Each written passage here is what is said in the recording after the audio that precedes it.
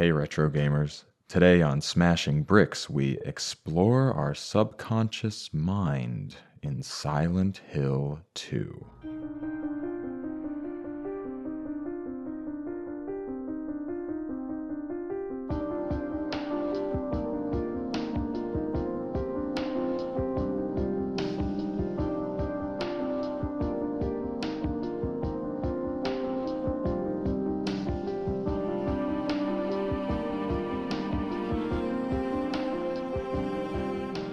Hey, welcome back to Smashing Bricks, a retro gaming podcast. This is episode 30. My name is Eddie Inzauto, and today I'm joined by a retro gaming podcaster with more than 400 episodes under his belt. It's Nolan from New Game Plus. How's it going, Nolan?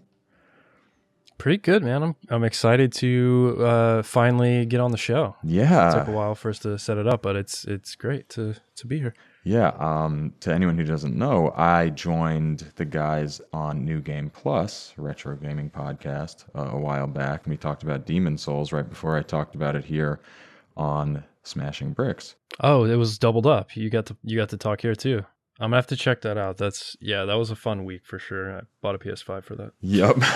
I could not resist getting it on your show and on my show at the same time. Yeah, I mean, it's just any opportunity to talk about it's a good one. Super influential. Kind of like this game that you and I played. Yeah. It's Silent Hill 2, and it's been hailed as one of the greatest horror games of all time, most influential horror games of all time. And we're going to see if it holds up for us.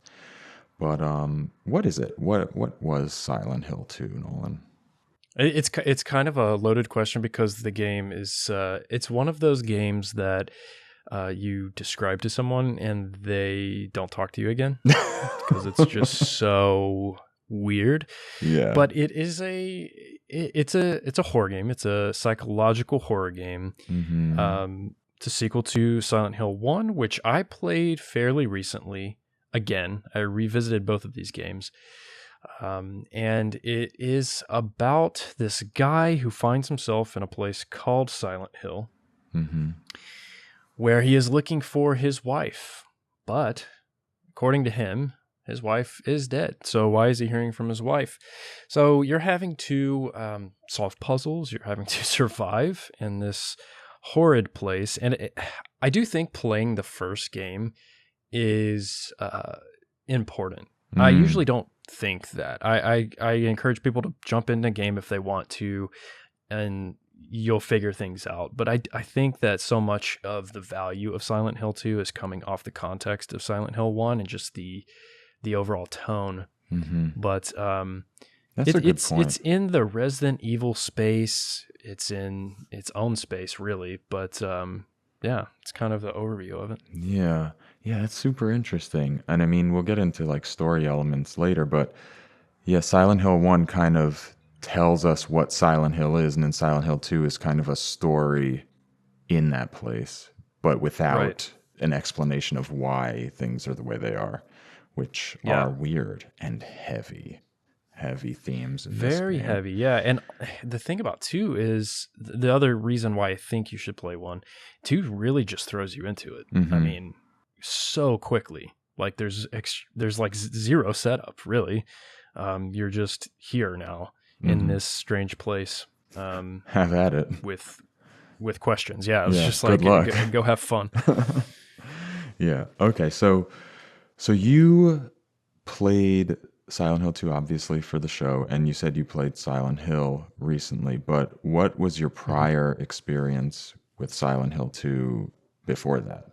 I played Silent Hill 2 not right when it came out. It would have been 2006 maybe, when I got into the series, or at least those first 2 games.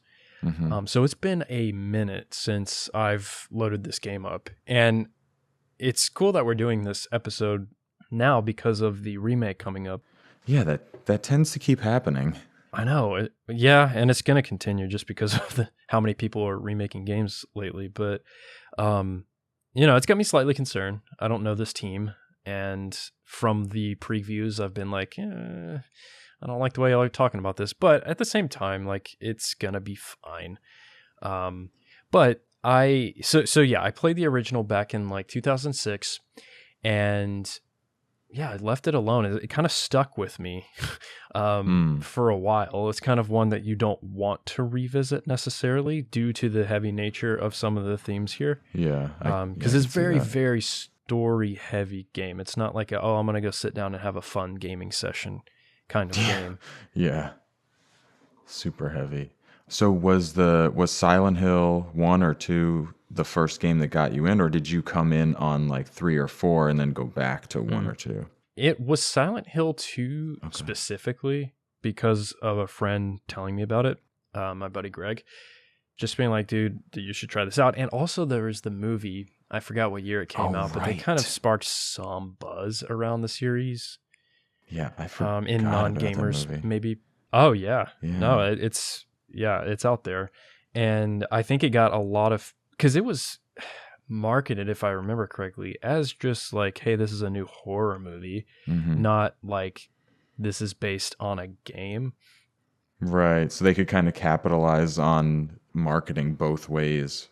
Yeah, that's kind of what it felt like. And so I watched the movie with him and was like, dude, what is this? Like, this is not okay. And he was like, yeah, there's games. And so I went to 1 and then I went to 2. So Okay. it's kind of like I didn't play it in tandem with my friend, but it was kind of one of those things where he had played them and so I played them and then gave him updates about like, what I was uncovering and finding out Yeah. in the games. That's And awesome. yeah, so it was fun in that regard. Cool. Cool. So as for me, I played this at or near release because I had been a Resident Evil fan Hmm. since the first game in 1996, and I had played Silent Hill 1, I guess just a couple years earlier, whatever it was, with my friend Rob.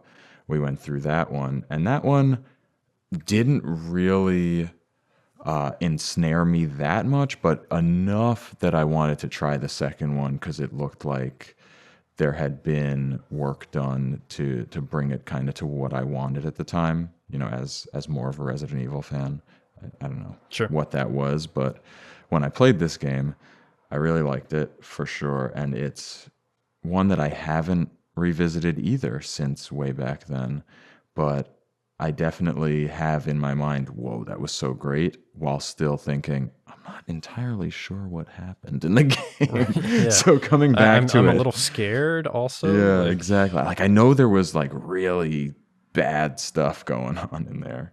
yeah. Did you play more games in the series? You asked me. I haven't played those, Hmm. like 3 and on. But did Got you? it. Yeah. So I played 3, 4.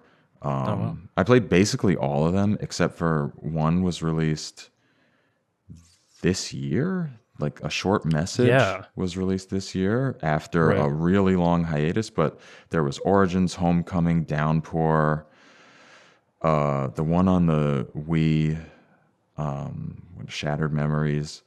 There were a Hmm. bunch of games. I played all of those. I think I played everything except for like PT, a short message, Oh yeah. and like the mobile games. When did Team Silent disband? After 4, I don't know what year it After was, 4. but they Okay. did 1, 2, 3, and 4. Got it. Got it. Yeah. Yeah, and then it went to something like Climax or Double Helix for the next Got couple passed around. games. Yeah. Yeah, they just got different studios to develop it. And it never really matched the first 4. Hmm. But anyway, so that's pretty much my history with the game. Played it, loved it, forgot most of it, but kind of had an understanding of what it was all about. So that's our histories. The game's history, we'll try to keep this pretty brief. It came out in September 2001 on the PS2 in North America and Japan, 2 months later in the EU, but it came with a making of DVD with a bunch of Hmm. exclusive stuff like a gallery and like, behind the scenes stuff.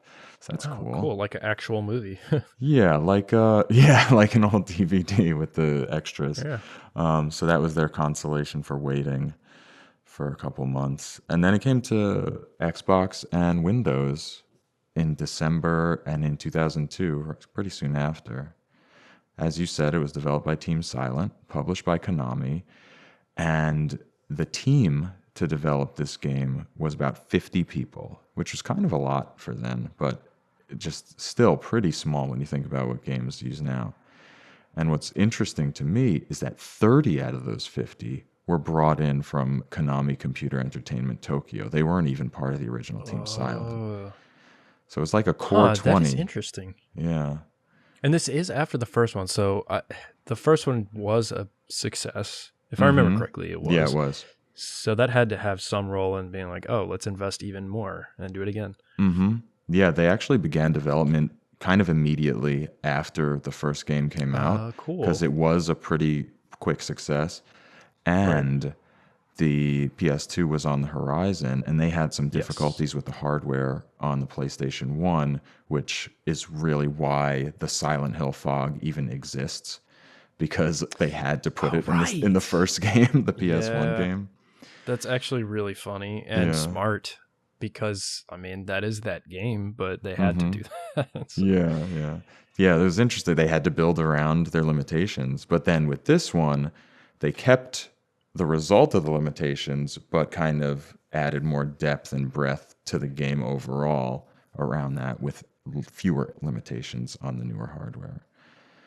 And I gotta say that 50 people working on a game that had just, like, right after the first one, I'm kind of surprised the first one did so well. And did so well in the West at that. Like, that had to have been behind the decision between going a little, not all in, but certainly upping the manpower. But, like, just given the subject matter of the first one too, this one I would say is way heavier. But it's just surprising to me, I guess. Like, you hear about these games, and while you might enjoy them, you look at, like, the commercial success of it, and it's usually not matching what you feel like. You know, there's more casual gamers, especially at this time, that weren't playing very art house, I would call it, kind of games like this. So it's just fascinating to me. Right. Yeah, I feel like at that time there was a lot of experimentation in gaming, and people were making different developers were making all kinds of different things. It's a good time, seeing man. what We got stuck. some really cool games. Yeah.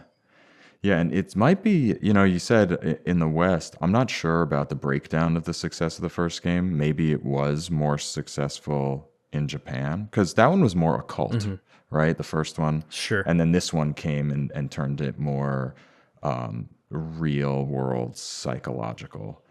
Yeah. So maybe the first one had a little bit more success in Japan, whereas this one did sell more in the US. Yeah, that would make sense. I'm not sure. But this one was actually based off of Crime and Punishment. The original concept by Takayoshi Sato was based on Dostoevsky's book.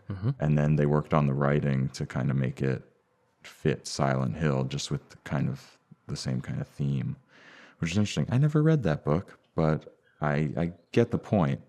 Yeah, I haven't read it either. I was supposed to in school and didn't. So I know the Spark Notes, and my response to that is, why would you want to make a game based on that? But it's cool that they went there. So I'm a fan of game developers going down that path. So when I found out that Silent Hill 1, when we did it on the podcast, Dustin revealed to me that the director of the first one, which is that the same director of this one or no? It was a different director for the first and the second one. Got it. It seems like the members of the Team Silent kind of just floated around into director roles and back to their main job, from what I could tell from the names listed on the credits.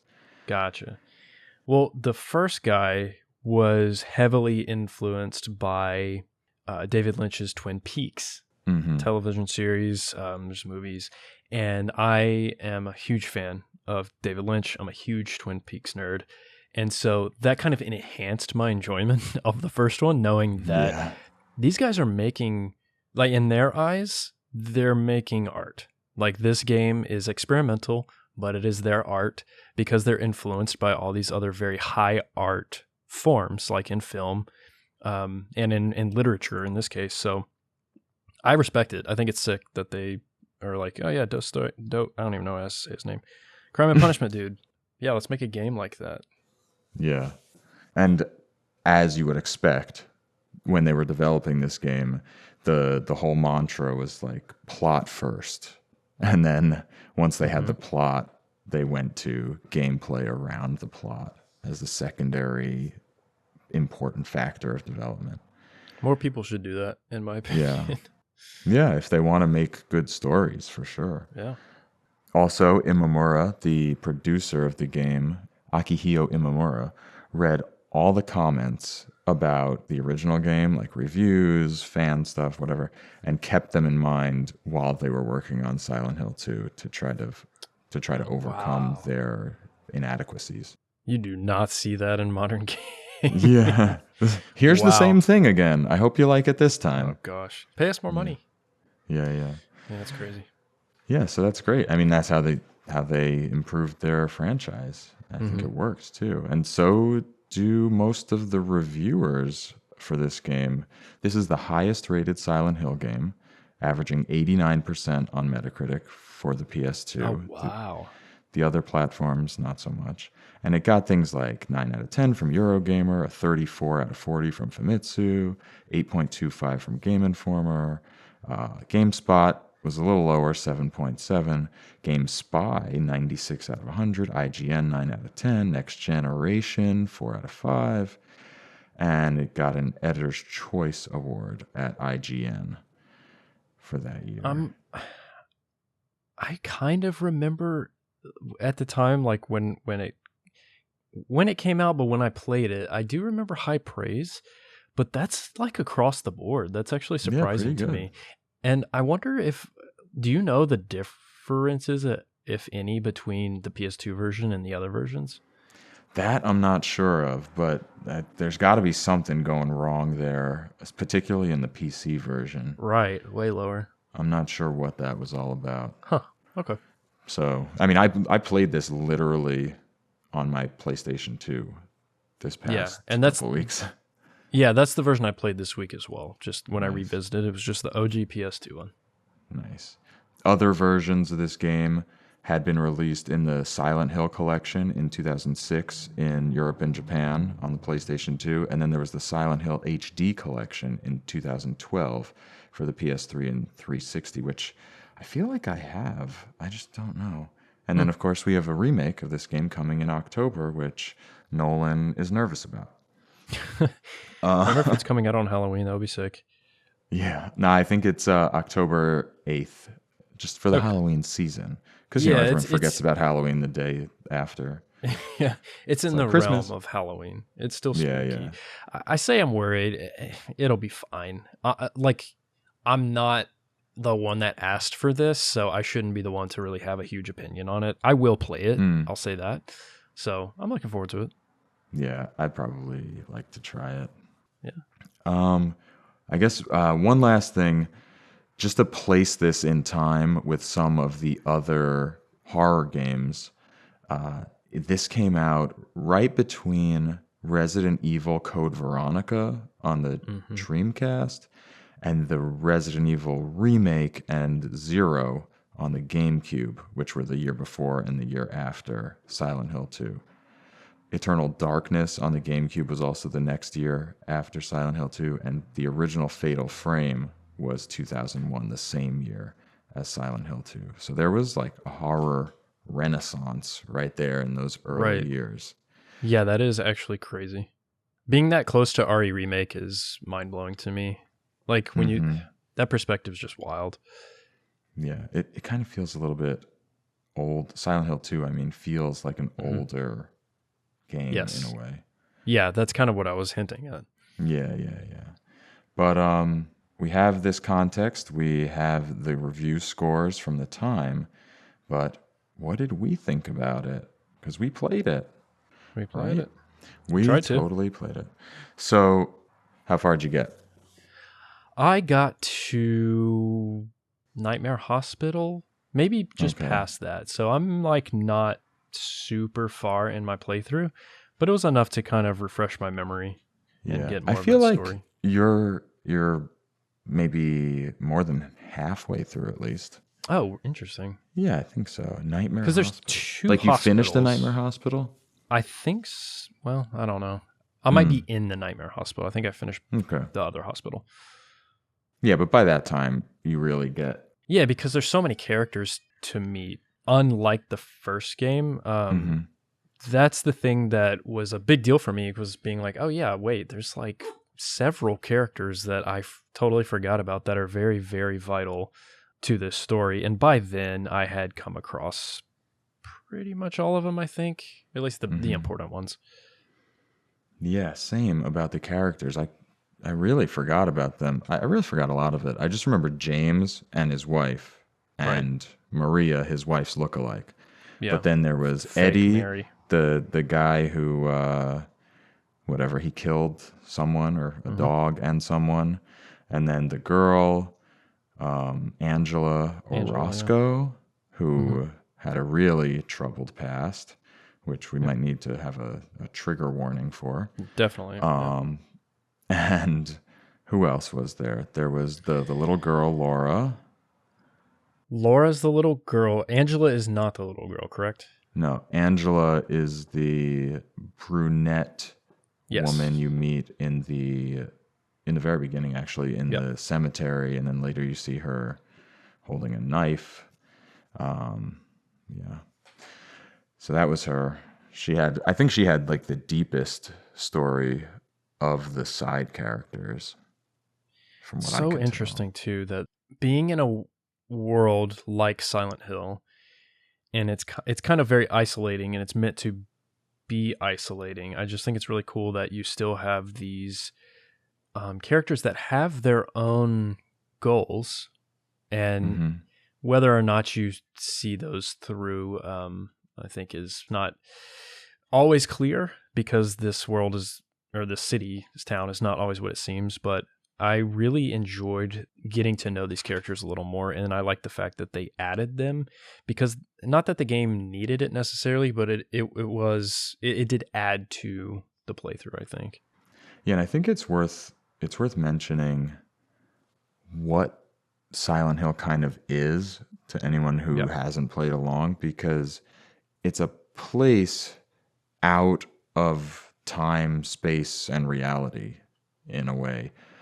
And each of these people who are here are drawn there to deal with something in their life. And it's almost like, here's my monthly Dark Souls reference. It reminded me a little bit of Dranglake in Silent Yeah. Hill, in Dark Souls 2, in that these people all end up here not exactly sure why, Yep. and they have something to deal with, and they're all outsiders. Like, no one's from Silent Hill. They've all come there or been beckoned there to deal with this stuff. I will accept any Dark Souls reference you want to make, by the way, so don't be afraid to throw that one out there. I'll buy that, yeah, for sure. It's also cool to me in this game that they explore the town of Silent Hill a little more than the first, in my opinion.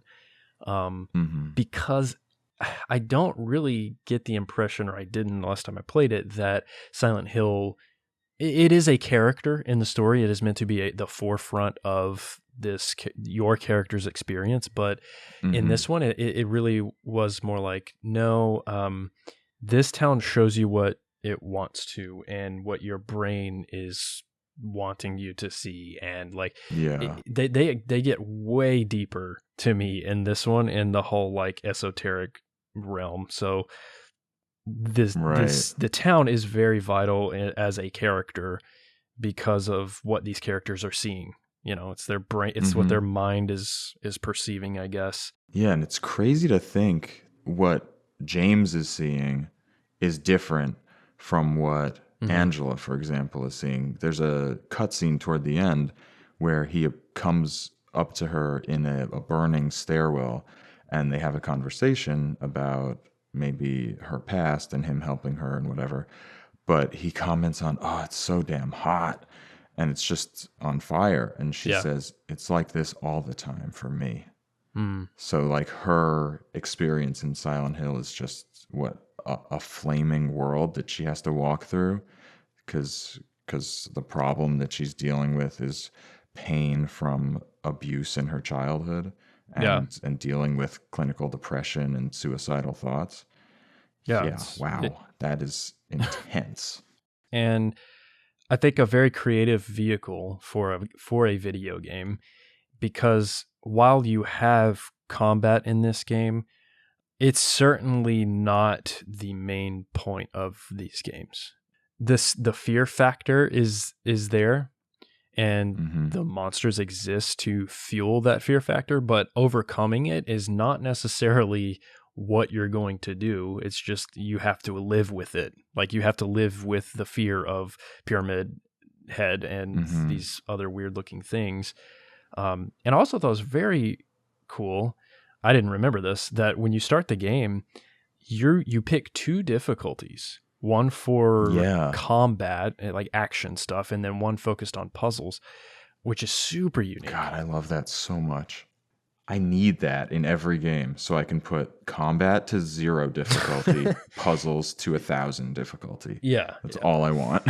Yeah, and I think that I have to assume, and maybe I'm reaching here of what the developers meant, but I have to assume the developers intended for you to care a little less about the action difficulty and more about the puzzle side, because this game is an experience. It is not, like I said earlier, it's not like a sense of accomplishment or like, oh, I'm going to sit down and have a little fun gaming session. It's more like a movie in the sense of that it's Mm, just happening to you. And so, yeah. yeah, I thought that was really creative, and I would have loved to see that more often in 2001 and after from video games, but didn't really get that. It would be nice to have more games kind of built in this sort of structure that it Yeah. has. And I mean, so the structure is, what is it? It's kind of linear, right? As from like a gameplay perspective, to move off of the story and Yeah. characters for a sec. And then you have a few areas that are kind of like dungeon areas, if we were going to compare it to Zelda, Yep. right? We have Yeah. Silent Hill, the town is like the overworld, and then you go into, for example, the apartment building, and that's like a dungeon you have to finish. And even if you try to leave, which I tried to do because for some reason, I missed something I had to do to Mm. progress. So I Yeah. thought, oh, maybe I'll go back to town and find something else. You go to open the gate and it says, I think there's something weird going on in the apartments. Maybe I shouldn't leave. And I was like, great, Yeah. that is fantastic game design. Or they did that also if I went down a street that led really in the wrong way.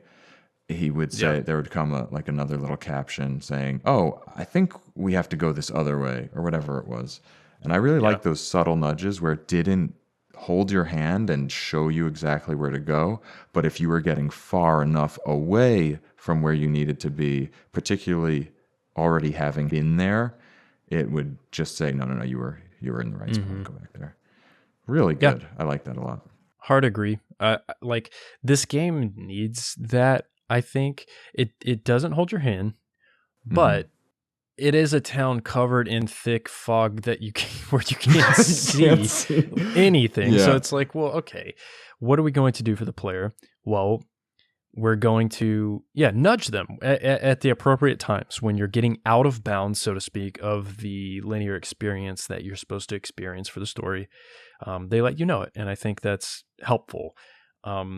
Along with, I mean, it also adds to the immersion here, which I think they did extremely well in many different ways. That's one of them. Another one is that there's no HUD in this game. I love games that do that. Yeah.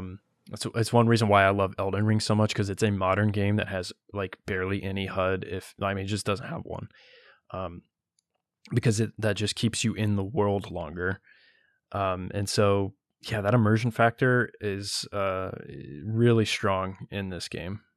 Also with the Yeah. map too. That's another thing they get really I creative love the with. map. The map Yeah. is one of my favorite things in the history of video gaming. The map of Silent Hill. Yeah. It's just so cool. So if you haven't played it, it's a map. James will find maps throughout the world, and it'll be of the apartment building or the hospital, whatever you're in, with all the rooms. And on the map in red, the map is black and white mostly, and then in red will be squiggly lines for doors he can't get through, solid lines for doors that maybe you can get through, but you haven't yet. And then he'll draw arrows going both ways for doors that you've already passed through. And like other little notes like, oh, there's a refrigerator over here, or there's something I have to find on the doorstep of this house over here. And at one point, or maybe a couple points, you find things in the environment. Maybe it's a map with information, or it's just information, and then it'll say, I transferred that to my map, and then you can go to your map and Yeah. see the info. Oh, so good. I love Yeah, that. the Because updating is yes, great. Like, the map is dynamic through your playthrough, which is very clever, and very helpful. Because in Silent Hill 1, if you haven't played it, the map there is not great. It's actually really hard to see on PS1 graphics. That one I think also updates as you play, but this one is just so much better. And what's even further, they take a step further in the immersion. You need sufficient light to see the map in the game, which, like, I can't believe they went there, but that's sick. That's amazing. When you first encounter it early on, before you pick up the flashlight in the apartments, you have to be standing in like a corner of the hallway that has a light in the hallway, an environmental light. Amazing. And if you step out of that, it says, oh, it's too dark here. Yeah. Later on, it doesn't matter as much because I felt like, maybe because I was playing on easy combat difficulty, or maybe it's just the way the game is, but my flashlight never went out except for one time in a scripted spot, and you had a second battery to use. Yeah, But I don't think mine went out either. I think the flashlight lasts that first half of the game, goes out, and if you have the battery, which I don't remember picking it up either, like it might already be in your inventory for all I know, but then you change that battery and it switches to the second battery for the second half of the game, and you have it the whole time. It would have been cooler, or it would have been very nice to have more of that, oh, I can't read the map right now, incorporated throughout the entirety of the game. Yeah. Because that could make it really tense. Yeah, man. And it might. I think you're right. From what I understand, the combat difficulty, maybe it's the puzzle one. One of the difficulties that you choose is tied to some of those mechanics. I also played on easy on both just because I didn't want to impede progress for the episode. But yeah, no, I just think it's brilliant. Just as much focus as they possibly could on the environment and less so on worrying about combat or just your typical like gaming conventions. This game is very much its own entity in that space. Yeah. I mean, the type of game even is kind of unique-ish. You know, it has What would you even call it? It's basically an adventure game in its structure. Sure. You know, like an adventure game, you follow Yeah. the path, you have to pick up different keys to open locks, to go forward, do some puzzles. It's almost designed like an escape room in real life. Ooh, I like that.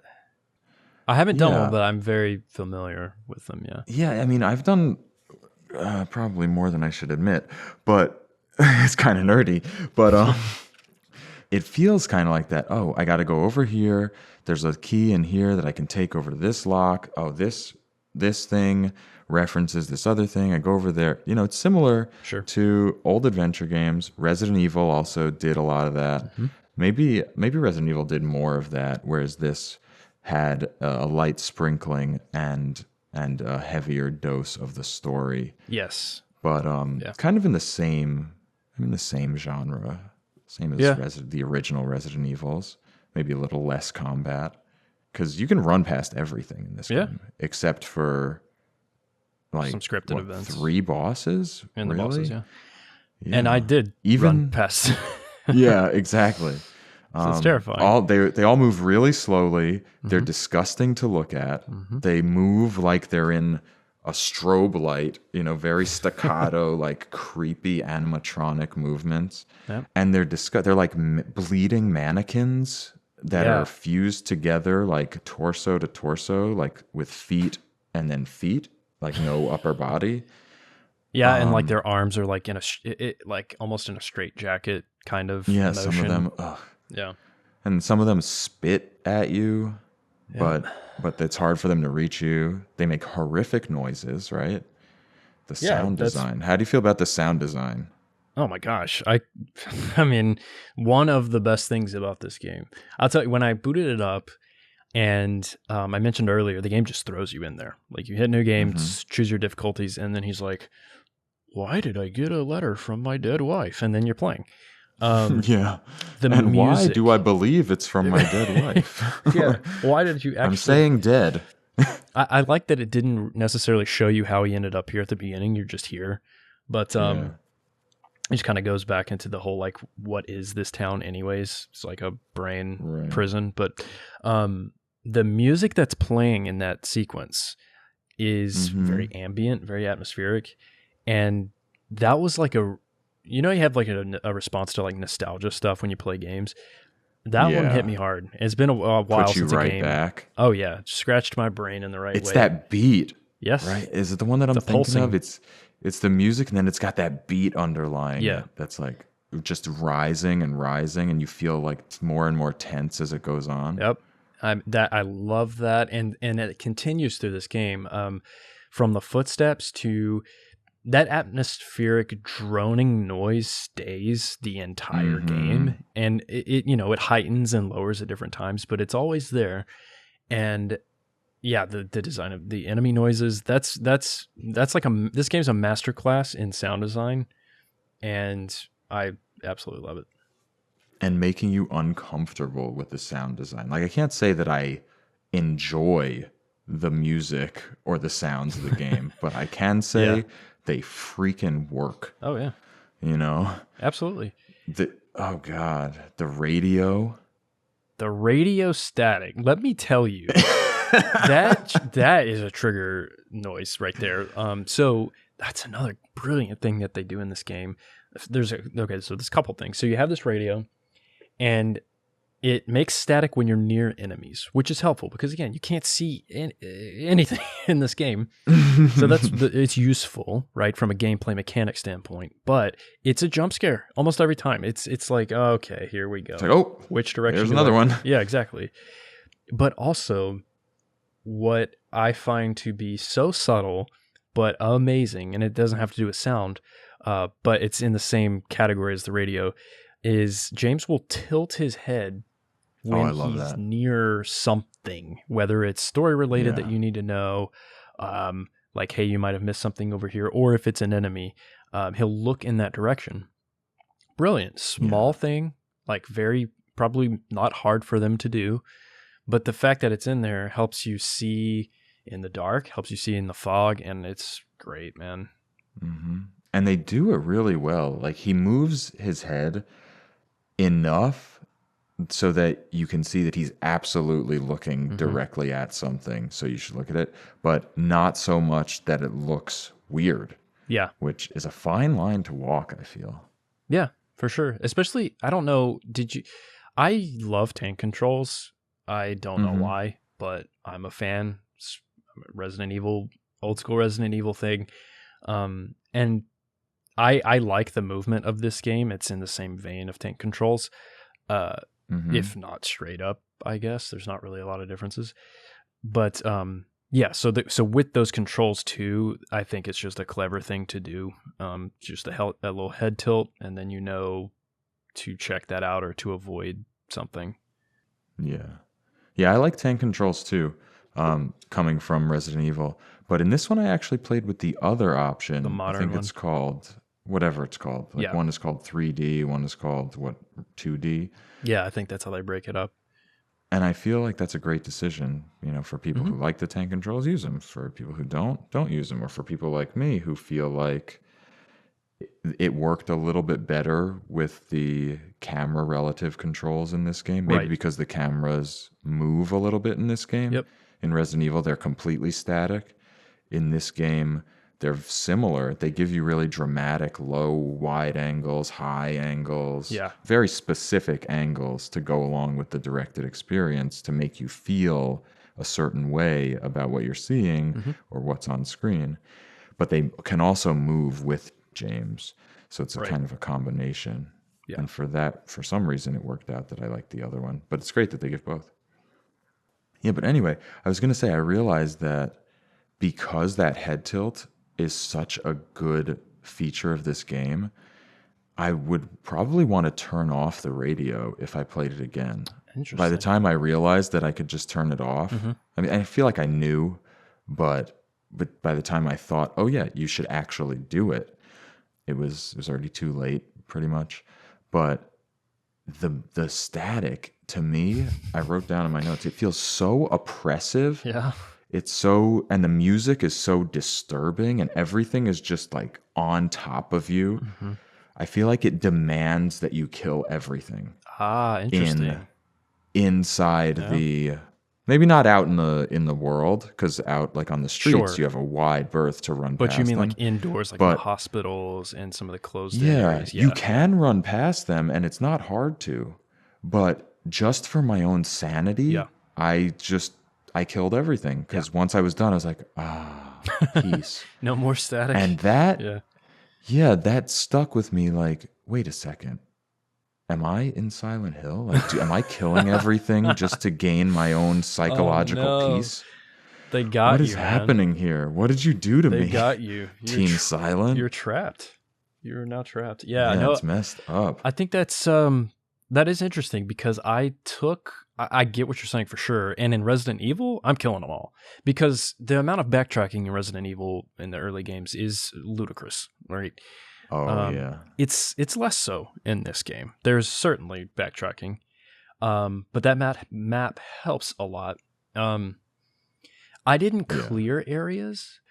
Part of why is because the game has auto aim, and I Mhm. don't like the auto aim stuff from these games, from RE and this game. Like, it's pretty jank, especially if you have like some verticality to some of these enemies that like stick up on the ceiling and Mhm. stuff. You know, Oh, yeah, you can just miss them. yeah, It won't stick. and that stresses me out more than them being there. Me like losing ammo or like just wasting time, I guess. So Mhm. I didn't full clear, but I kind of love that you did. Like, I think that's great. Yeah. I think that the developers won, Yeah, they got me. I love that I did simply for the fact that it felt forced and I felt like I didn't have to, but I needed to Mhm. feel like comfortable continuing to play, Sure. which is messed up. Yeah, so you mentioned the map again. Were you in the map kind of constantly getting through these places? Because you said there wasn't backtracking, but then there kind of is inside those dungeon areas. Yeah. But then when you're outside those areas, you just go straight on the path. But inside, I've always felt like I was in the map, going a little bit, and then I was like, wait, gotta go back in the map. Yeah. Oh, okay, gotta go over here. And I was just in and out of the map constantly. But I love that. I love that stuff. I gotta say. I love it too. Again, immersion. I'm a fan of any time they do that. And so, yeah, of course, I was looking at the map constantly. One, because it's kind of hard to orient yourself. For me, I'll speak for myself. I always find it hard to orient myself in Silent Hill 1 and 2. They do a great job of detailing the street names of the rooms.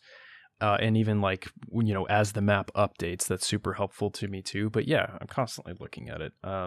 Especially with some of the puzzles that they have you solving. There's some that require you to.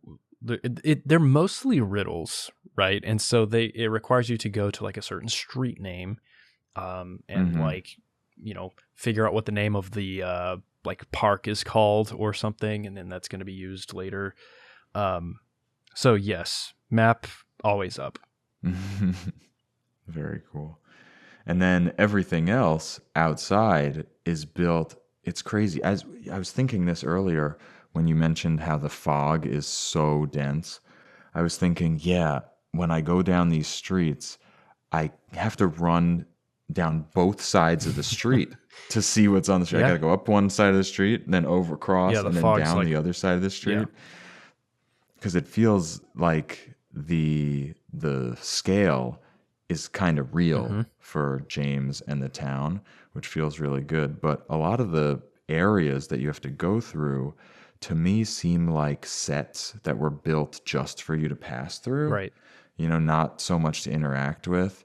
you just see as you walk by, like what's there, what little billboard, what sign, what building, Yeah. whatever it is, but you don't do anything with it. And that was kind of an interesting way to go from area to area to me. Yeah, I definitely felt the encouragement from the creators to kind of full clear, so to speak, or fully explore these areas. And I think what made it feel a little larger than it actually is just simply like, I mean, it might be simply this, at the speed at which James walks.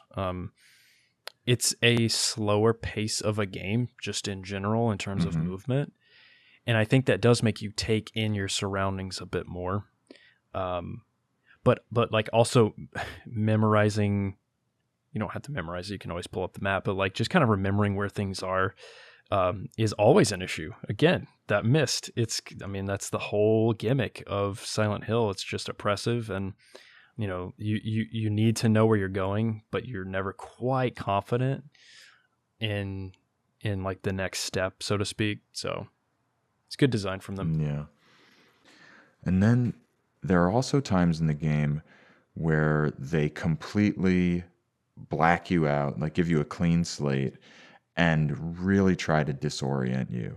For example, you're in the Yeah. hospital, right? Yeah. You fight this boss.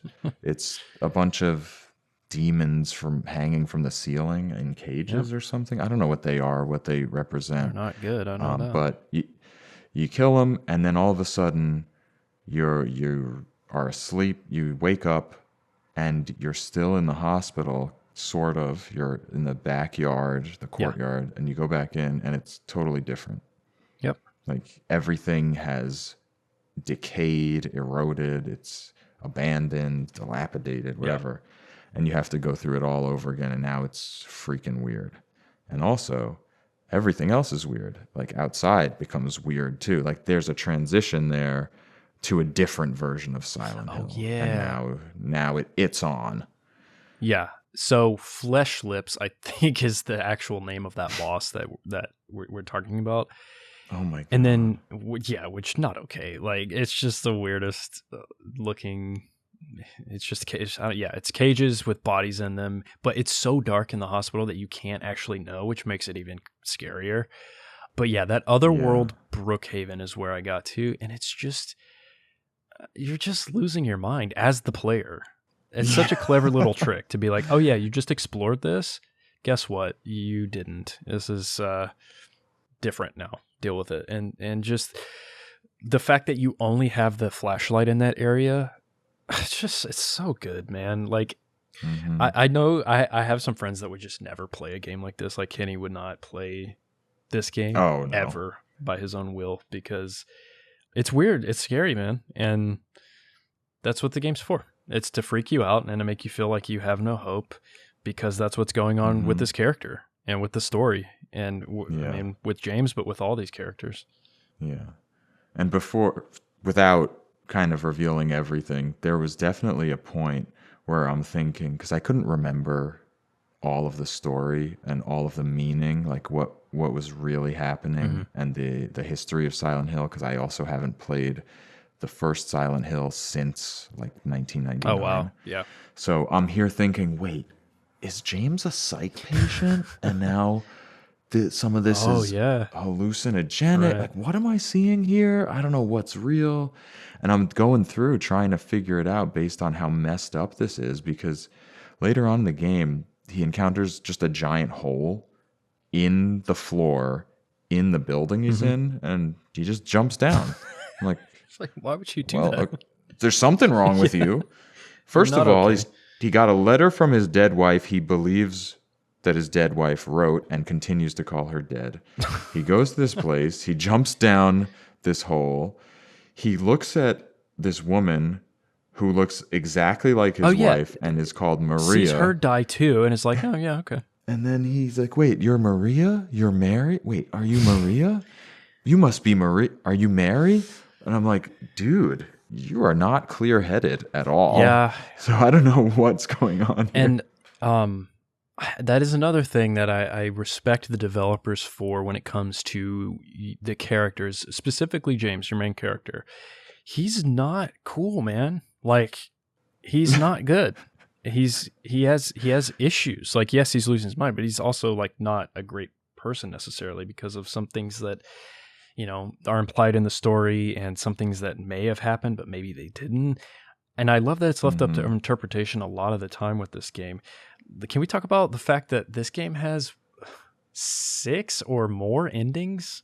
Yeah, I wanted to talk about that too. Yeah, like, and they're different. Vastly. Some of them are memes. Some of them are literally memes that the developers like, oh yeah, that'd be funny if that was the ending. Yeah. Like, one of them's like, oh yeah, no, it was okay, aliens. we can totally spoil. Since you're aware of the ending, I was afraid to spoil for you a little bit, but let's fully spoil kind of what's happening here at the end. So James killed his wife. Yeah. Yes. You see an image of him at one point suffocating her. Yeah. Like, great. So that's why he's there. And he also, at one point, when he kills a person, goes through a whole process of grief for having killed a person as if he had never killed a person before. Yep. So he had certainly blocked this out and at least justified that he was essentially euthanizing her, like, humanely by suffocating her with a pillow. Yeah, and the game has various themes, but I would say the main one that the game is about most of the time is grief. But I think it's not about grief so much as it's about guilt. And like you said, justification. Yeah. Like, and what punishment he needs. Exactly. That's kind of why he's here. That's is. kind of the twist. Not even a twist, really. It slowly reveals that, like, yeah, he's kind of experiencing what he deserves in this projection, right? Which is so cool. I think it's a great story, man. Which I think means that he has to believe it. Yeah. Right? Because he believes he needs this punishment because he's created these pyramid heads as his kind of eternal punishers. Yes. And then we can go back to Angela, who's the victim of sexual abuse by her father, who she killed, as you find in a newspaper. And the enemy you have to fight to save her is a horrific image of a walking bed with the forms of two people on top of it under a skin blanket. Yep. And she says that she deserved what happened to her because in her life she was led to believe that by her mother. It's dark, man. So for her to believe that is, first of all, awful, but it indicates that James also has to believe that he's guilty and deserves what he's getting to create what he's creating. Yeah. I always get surprised when we play games like this. I also just played Killer 7 recently, which... Oh, man. It's an intense combo. You know what? It was bad timing, I have to admit to you. It was just like heavy themes on heavy themes, but they're good games. But yeah, like it's fascinating to me when game companies take on subject matter that goes that heavy. Yeah. You know, I don't think they did it just to do it. They did it to tell a story. And, you know, the hint of redemption there is very important because if they just leave it alone, then that's kind of gross. But yeah, man, the game's pretty dark. Maybe too dark. I'm not going to lie. I might think it's too dark for that specific character. The rest of it, you know, life lessons, like important things, like some dark things, some things people need to deal with. But man, that was rough. Even James too, though, in one of the endings, he picks up Mary and then the screen goes black and you hear him putting something in the trunk of his car, closing it, driving away, speeding, and then a splash into the lake. Wow. And he says, "Now I can be with you again." Golly, man. So it goes hard right to the end in some of the endings. I kind of like the one where he just like leaves and it's kind of a peaceful, somewhat peaceful ending. The good question mark ending? Yeah. Like there's no good ending here. I wonder how the remake's going to handle some of this too, you know? Just like in a more modern. Yeah, can you make a game that like this anymore? That's kind of what I'm getting at. I don't know. And maybe that's for the better, but I mean, just the fact that it was released in the first place is, I don't know, it's crazy to me. And I played it when I was, I guess, 17 years old. Yeah. And the first one when I was 15 years old. Uh-oh. Right. At that point, it's like, Bad news. yeah, like, hey, now. It's bad news. Hey, what was up with that one? But yeah, at that point, you don't know what you're experiencing or hearing about, at least not fully. So there's a reason why this game was rated what it was rated. For sure. Definitely interesting to play so many years later with so much more time having passed in my life, maturing. Anyway, let's move on to our final thoughts, where we, just very similar to your own show, at the end of each episode, we determine whether the game is a smash and worth revisiting in 2024 and beyond, either coming to it new or revisiting it for a second time. Or if it's not that, then maybe it's more of a brick. I like it. So how about for you, Nolan? Would you call this more of a smash, or if it's not, is it a brick? So I definitely think this game's a smash. So let me explain, though, because there is a bold asterisk on that, kind of coming off the conversation we just had. Know what you're getting into. This game is heavy. It's dark. It's creepy. It's unsettling. And that kind of media for a lot of people is just not good to consume. And I think that's okay. Like if those are like trigger warning for you, if that's like, then maybe stay away from the game, right? But do know that the storytelling and kind of the vehicle of telling that story in this game is genius.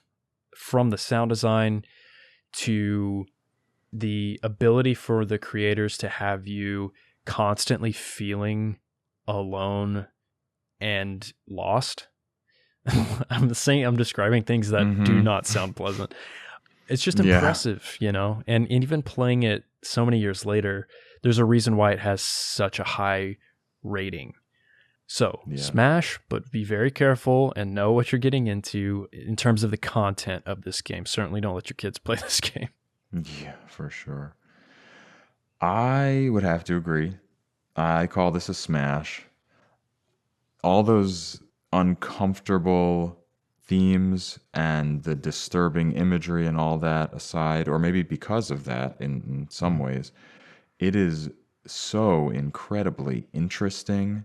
And even if it's not what I would call fun to play, it's not like I'm going through this apartment just giggling and saying, oh, this is so great. It is definitely enjoyable to explore this world and discover what's going on, piece together the clues about the characters and the world, and learn more and more as you go, with a game that doesn't demand so much of you in terms of gameplay, so that you can focus on those things, which is the reason it was made. And that's my kind of game for sure. But as Nolan said, watch out for anything that's going to make you way too uncomfortable, as a lot of this will for a lot of people. But still, I'm going to call it a smash. Nice. Yay. So that makes Silent Hill 2 a smash, and it is / was worth revisiting in 2024 and beyond. I do have one piece of commentary to read from one of our listeners, Ms. Muso. Hey, familiar. Miss Muso. Had COVID this week, so played the game. When I came to give my thoughts, I realized I had played Silent Hill 1. So I went back and found Silent Hill 2 in my stash of games. I get it. This is a smash easy. Horrible, confusing, gripping, and not anywhere near what I had imagined it to be. I thought I hated horror games. The game is so well designed, from camera angles to nightmarish enemies, and the sound design is incredible. I also should mention something on the puzzles. The things I took issue with are the combat speed, it's slow, and the voice acting, but even they seem deliberate. Were they choices or not? It adds to the game either way.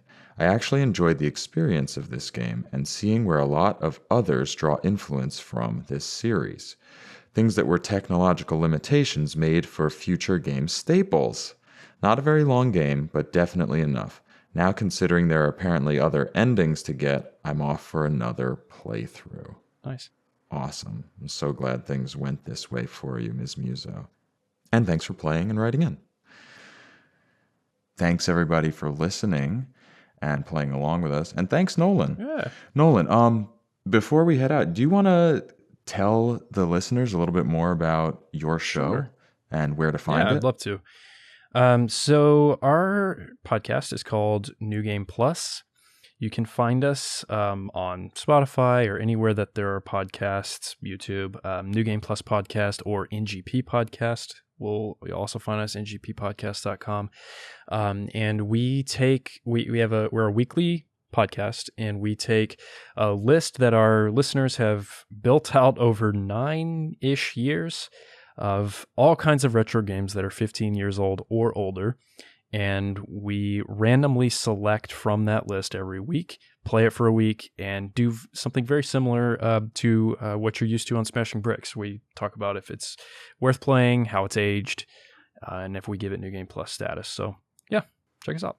Awesome. Yeah, definitely check that out. I love that podcast. Thanks.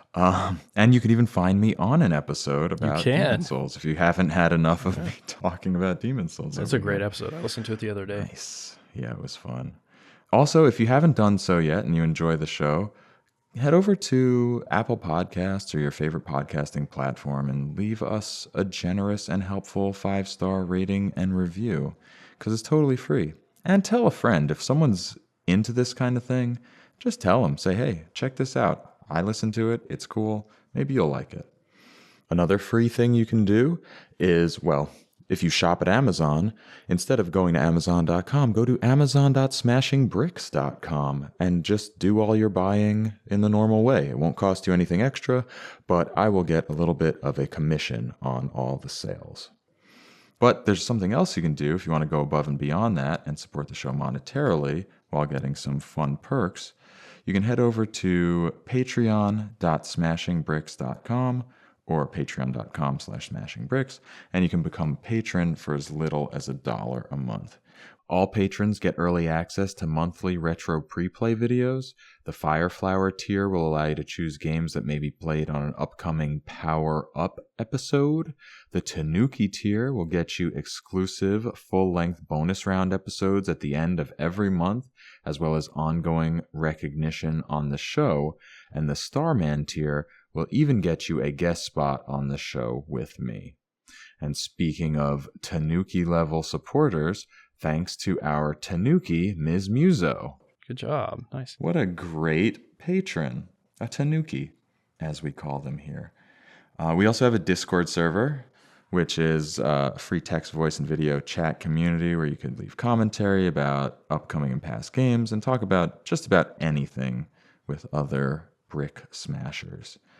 Links to everything mentioned, plus Instagram, YouTube, Facebook, Twitter, and Twitch can be found in the episode description and at our Linktree, which is at links.smashingbricks.com. As for the next episode, I'll be joined by Mason from Game Boys in the Wild to play and discuss, not a Game Boy game, but Pikmin for the Nintendo GameCube. Oh, that'll be a good one. So, yeah, I'm really excited. I haven't played a Pikmin game in a long time. So get your hands on a copy, play along, send in your thoughts, and join us next time on Smashing Bricks. That wraps it up for today. I'm still Eddie Inzauto. That is Nolan from New Game Plus. And until next time, may the nostalgia be with you.